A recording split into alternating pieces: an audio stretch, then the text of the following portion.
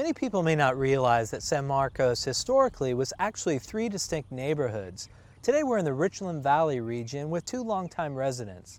So Caroline, you live in this beautiful house behind us here, which I believe is the oldest house in San Marcos. Is that true? I think I've been told that, yes.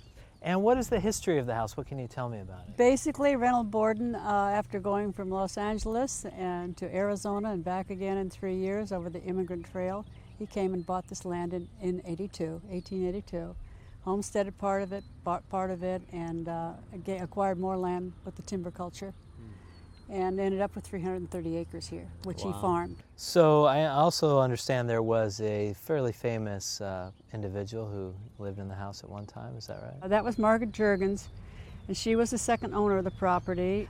She was a Ziegfeld Follies dancer, I've been told. And she married into the Juergens family, and that was the Juergens Lotion, and they anglicized the name when they started the Juergens Lotion Company. So she had this house up to from the 20s to 1950, and she is responsible for finishing the outside, turning it into the Greek Revival architecture that you see now, and putting the porches on. Yeah, I noticed there's a spigot coming out of the wall up Yes. above. What was that for? Well, that was a beautiful double porch until we had to take it down, and that faucet was for her geraniums upstairs on that porch. And she also had solar up there. Really? She had probably the only solar in all of San Diego County. I was going to say, back then, that's unprecedented. She was I guess, very progressive. In the inside of the house, all the fixtures are still as she put them in. It hasn't been changed. And I've really just basically, I've preserved the place. I haven't changed it at all. But I love her taste. She did fine, and that's why I've kept it there. So it's beautiful. And you've owned the property since the 1960s? I've owned the property since 1963. Wow. Yeah, if you look around it, it's like going back 100 years. It is. It's pretty amazing. And so you've lived your whole life in the region. What can you tell me, even your family, right? My family moved here in 1942. Wow. And it was a farming area. Everyone either was citrus, avocado growers, or chicken ranchers. The dairies were more over in the valley, meaning the Twin Oaks Valley, than out in the Richland area. The Richland area was more of the chicken ranches.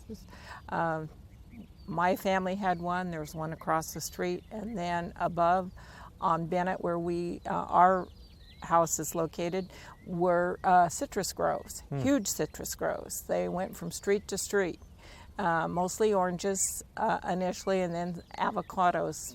And this was before everyone ate avocados. Wow. Yeah, what was, as a kid growing up, what was the region like? Very rural. The population was, San Marcos had about 300 people in it. There was no major shopping. We went to Escondido to the grocery store because they had larger grocery stores. There was the San Marcos Market that's still standing today, was still there.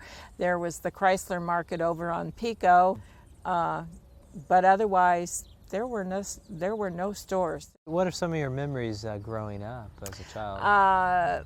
Well, we worked on the farm, and then we didn't have a lot of extracurricular activities. There weren't a lot of organized sports in those days. So all the neighborhood kids would come over and we would play ball in the field. And as time goes by, we run into the different, they're not kids anymore, but some of the different kids that used to come play, and they still remember playing ball in the field, and my dad would play with us. We had a great time. We went to the local school, I did in the 2nd grade up at Richland. And what was that like going to the old Richland schoolhouse? It was great. It was a 2-room school.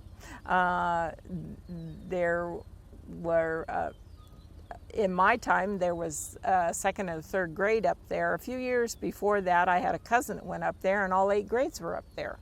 But by then, it had merged with the San Marcos Elementary School, so they only had the 2nd and 3rd grade up there, and then you would transfer over to the main school on San Marcos Boulevard.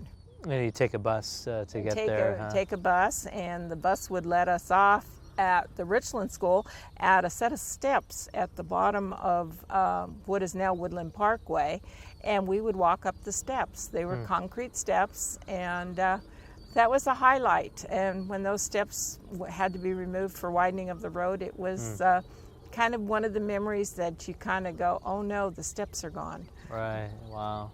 So Joe, I know you're interested in the historic structures in the Richland Valley area. What is still remaining? Well, the Short House is remaining over on Bennett, and across the street from the Short House would be the Gootgill House. It's still remaining and has been restored, which is very nice. I just recently toured it. Up on Knob Hill, there is still a house, an old house remaining up there that was one of the original houses in the Richland area. The Solomon House, which I call the granddaddy of all the historic houses in San Marcos, has been moved over here by the flume.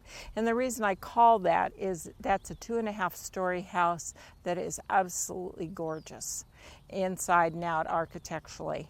The Grangetto House has been moved next door to the Borden House or the Wilson House, and is an old historic house that was moved from where Costco is, over off of Nordahl. Yeah, so there's still a few structures remaining, but it's definitely... Yeah. Their original sites. Yeah.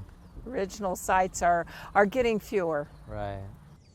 Now, I heard a rumor that there was a silk factory in the area. Is that true? Yes, there was a silk factory. However, by the time my family had moved here, it had gone defunct. It had a hard beginning and just couldn't make it. But the building was still there. It was a brick building.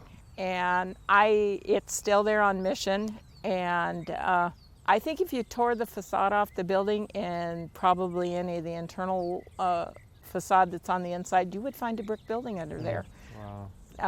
They just covered it. I don't ever remember them tearing the building down, just covering it. And Caroline, I know you feel strongly about trying to preserve the rural lifestyle that's hard to find these days. I'd love to see somewhere, somehow, a parcel preserved to where children could come and say, this is the way it was, this is a farm, this is the way the people lived, and not just in a book or in imagination. Right. Well, I thank you both so much for sharing these stories. It's been really interesting. I appreciate it. Thank you. Thank you. It's been a pleasure.